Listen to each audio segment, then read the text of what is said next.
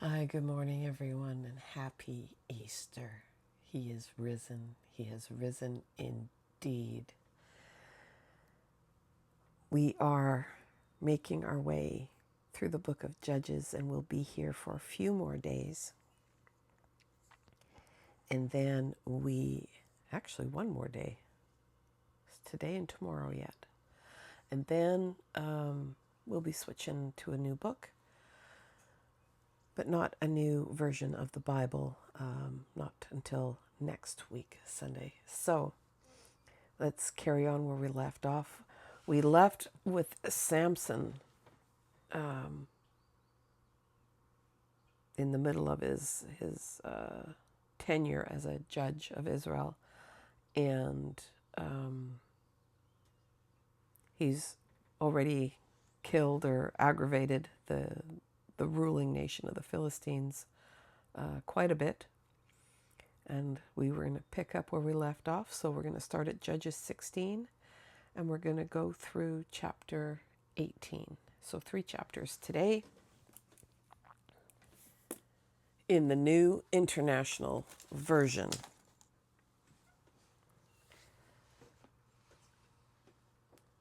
And we will get to the very famous story of Samson and Delilah today.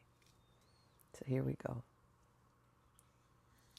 One day, Samson went to Gaza where he saw a prostitute, and he went in to spend the night with her. And the people of Gaza were told, Samson is here, so they surrounded the place and lay in wait for him all night at the city gate. They made no move during the night, saying, at dawn we'll kill him.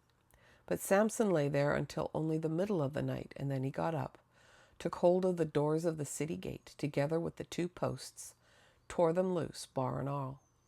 And he lifted them to his shoulders and carried them to the top of the hill that faces Hebron. Some time later, he fell in love with a woman in the valley of Sorek, whose name was, you guessed it, Delilah. The rulers of the Philistines went to her and said, see if you can lure him into showing you the secret of his great strength and how we can overpower him so we may tie him up and subdue him. Each of us will give you 1,100 shekels of silver. Oh, that's a lot. So Delilah said to Samson, tell me the secret of your great strength and how you can be tied up and subdued. And Samson answered her, if anyone ties me with 7 fresh bowstrings that have not been dried, I become as weak as any other man. Then the rulers of the Philistines brought her 7 fresh bowstrings that had not been dried, and she tied him with them. With men hidden in the room, she called to him, Samson, the Philistines are upon you. But he snapped the bowstrings as easily as a piece of string snaps when it comes close to a flame. So the secret of his strength was not discovered.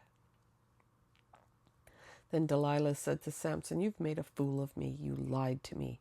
Come now, tell me how you can be tied. If anyone ties me securely with new ropes that have never been used, I'll become as weak as any other man. So Delilah took new ropes and tied him with them, and then, with men hidden in the room, she called to him, Samson, the Philistines are upon you. But he snapped the ropes off his arms as if they were threads. You'd think he'd clue in. Delilah then said to Samson, all this time you've been making a fool of me and lying to me. Tell me how you can be tied. And he replied, if you weave the 7 braids of my head into the fabric on the loom and tighten it with the pin, I'll become as weak as any other man. So while he was sleeping, he must sleep really soundly, Delilah took the 7 braids of his head and wove them into the fabric and tightened it with the pin. And again she called to him, Samson, the Philistines are upon you. And he awoke from his sleep and pulled up the pin in the loom with the fabric. Then she said to him, how can you say I love you when you won't confide in me? This is the 3rd time you've made a fool of me and haven't told me the secret of your great strength. With such nagging, she prodded him day after day until he was sick of it, I'm sure. So he told her everything. Oh boy, here we go. No razor has ever been used on my head, he said, because I have been a Nazirite dedicated to God from my mother's womb. If my head were shaved, my strength would leave me, and I would become as weak as any other man. When Delilah saw that he had told her everything, she sent word to the rulers of the Philistines. Come back once more, he has told me everything. So the rulers of the Philistines returned with the silver in their hands, and after putting him to sleep on her lap, she called for someone to shave off the 7 braids of his hair, and so began to subdue him, and his strength left him. Then she called, "Samson, the Philistines are upon you." And he awoke from his sleep and thought, "I'll go out as before and shake myself free." But he did not know that the Lord had left him. Then the Philistines seized him, gouged out his eyes, and took him down to Gaza. Binding him with bronze shackles, they sent him to grinding grain in the prison. But the hair on his head began to grow again after it had been shaved. Yeah, one little detail, dude. You guys forgot that. Now the rulers of the Philistines assembled to offer a great sacrifice to Dagon their god and to celebrate, saying, "Our God has delivered Samson our enemy into our hands." And when people saw him, they praised their God, saying, "Our God has delivered our enemy into our hands, the one who laid waste our land and multiplied our slain." And while they were in high spirits, they shouted, "Bring out Samson to entertain us." So they called Samson out of the prison, and he performed for them. And when they stood him among the pillars, Samson said to the servant who held his hand, "Put me where I can feel the pillars that support the temple, so that I may lean against them." Now the temple was crowded with men and women, and all the rulers of the Philistines were there. And on the roof were about 3,000 men and women watching Samson perform. Then Samson prayed to the Lord, "Sovereign Lord, remember me. Please, God, strengthen me just once more, and let me with one blow get revenge on the Philistines for my 2 eyes." Then Samson reached toward the 2 central pillars on which the temple stood, bracing himself against them, his right hand on the one and his left hand on the other. Samson said, "Let me die with the Philistines." Then he pushed with all his might, and down came the temple on the rulers and all the people in it. Thus he killed many more when he died than while he lived. Then his brothers and his father's whole family went down to get him, and they brought him back and buried him between Zorah and Eshtaol, in the tomb of Manoah his father, and he had led Israel 20 years. Now a man named Micah from the hill country of Ephraim said to his mother, "The 1,100 shekels of silver that were taken from you, and about which I heard you utter a curse, I have that silver with me. I took it." Then his mother said, "The Lord bless you, my son." When he returned the 1,100 shekels of silver to his mother, she said, "I solemnly consecrate my silver to the Lord for my son to make an image overlaid with silver, and I will give it back to you."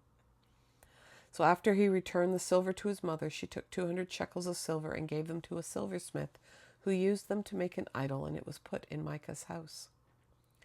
Now Micah had a shrine, and he made an ephod and some household gods, and installed one of his sons as his priest. Oh, this is not going to go well. And in those days Israel had no king, and everyone did as they saw fit. Now that's a phrase we're going to hear a few times. And a young Levite from Bethlehem in Judah, who had been living within the clan of Judah, left that town in search of some other place to stay. On his way he came to Micah's house in the hill country of Ephraim. And Micah asked them, "Where are you from?" "I'm a Levite from Bethlehem in Judah," he said, "and I'm looking for a place to stay." Then Micah said to him, "Live with me and be my father and priest, and I'll give you 10 shekels of silver a year, your clothes and your food." So the Levite agreed to live with him, and the young man became like one of his sons to him. Then Micah installed the Levite, and the young man became his priest and lived in his house. And Micah said, "Now I know that the Lord will be good to me, since this Levite has become my priest."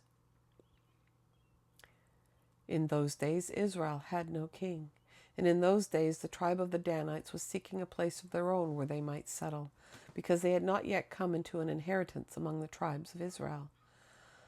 So the Danites sent 5 of their leading men from Zorah and Eshtaol to spy out the land and explore it, and these men represented all the Danites, and they told them, "Go, explore the land." So they entered the hill country of Ephraim and came to the house of Micah, where they spent the night. When they were near Micah's house, they recognized the voice of the young Levite. So they turned in there and asked them, "Who brought you here? What are you doing in this place, and why are you here?" He told them what Micah had done for him, and he said, "He's hired me, and I'm his priest." Then they said to him, "Please inquire of God to learn whether our journey will be successful." And the priest answered them, "Go in peace. Your journey has the Lord's approval." So the 5 men left and came to Laish, where they saw that the people were living in safety, like the Sidonians, at peace and secure. And since their land lacked nothing, they were prosperous.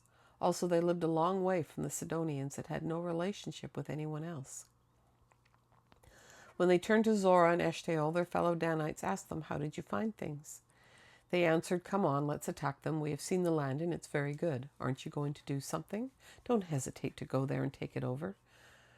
When you get there, you will find an unsuspecting people and a spacious land that God has put into your hands, a land that lacks nothing whatsoever." Then 600 men of the Danites, armed for battle, set out from Zorah and Eshtaol, and on their way they set up camp near Kiriath Jearim in Judah. This is why the place west of Kiriath Jearim is called Mahane Dan to this day. From there they went on to the hill country of Ephraim and came to Micah's house. Then the 5 men who had spied out the land of Laish said to their fellow Danites, "Do you know that one of these houses has an ephod, some household gods, and an image overlaid with silver? Now you know what to do." So they turned in there and went to the house of the young Levite at Micah's place and greeted him. The 600 Danites, armed for battle, stood at the entrance of the gate. And the 5 men who had spied out the land went inside and took the idol, the ephod, and the household gods, while the priest and the 600 armed men stood at the entrance to the gate. When the 5 men went into Micah's house and took the idol, the ephod, and the household goods, the priest said to them, "What are you doing?" And they answered him, "Be quiet. Don't say a word. Come with us and be our father and priest. Isn't it better that you serve a tribe and clan in Israel as priest rather than just one man's household?" The priest was very pleased, and he took the ephod, the household gods, and the idol, and went along with the people. Putting their little children, their livestock, and their possessions in front of them, they turned away and left. When they had gone some distance from Micah's house, the men who lived near Micah were called together and overtook the Danites, and they shouted after them.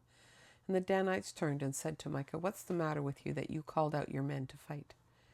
And he replied, "You took the gods I made and my priests and went away. What else do I have? How can you ask what is the matter with you?" And the Danites answered, "Don't argue with us, or some of the men may get angry and attack you, and you and your family will lose your lives." So the Danites went their way, and Micah, seeing that they were too strong for him, turned and went back home. Then they took what Micah had made and his priests and went on to Laish against the people at peace and secure, and they attacked them with the sword and burned down their city. There was no one to rescue them because they lived a long way from Sidon and had no relationship with anyone else. The city was in a valley near Beth Rehob, and the Danites rebuilt the city and settled there. They named it Dan after their ancestor Dan, who was born to Israel, though the city used to be called Laish. There the Danites set up for themselves the idol, and Jonathan, son of Gershom, the son of Moses, and his sons were priests for the tribe of Dan until the time of captivity of the land. And they continued to use the idol Micah had made. All the time the house of God was in Shiloh. And that is our reading for today. And we will finish the book tomorrow. I hope you have an awesome day. It's a beautiful, beautiful Sunday morning. Enjoy time with family and friends and celebrating the fact that Jesus rose again, triumphant over all things evil and dark. Join me again tomorrow. And until then, I will say take care and bye for now.